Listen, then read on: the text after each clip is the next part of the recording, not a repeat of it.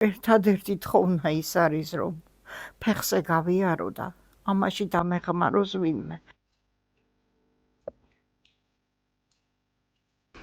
თოფით მომიკლეს მეუღლე. დამჩა სამი პატარა ოფული და იზოლებული ვიყავი, წავსულიყავი სამუშაოდ. იქ ავარიის შედეგად დამიზიანდა ხერხემალი და დამიზიანდა მენჯვარზაკი. 2018 წლის შემდეგ ეტლში ვარ. ხედავთ აგერ მამაზის.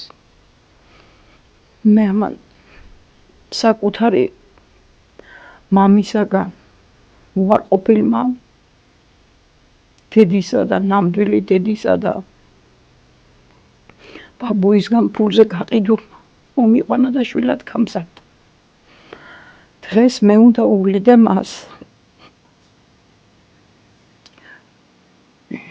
და კიდე 88 წლის მამა მივლის მე, გამზრდელი მამა.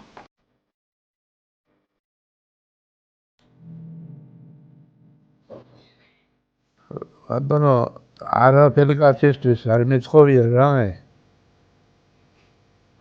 ისეთი რაღაცა წამალი, ექიმები, რაღაცეები, მართლა ვერაფერი ვერ შეძლებ, არ გვაქვს იმდენი თანხა.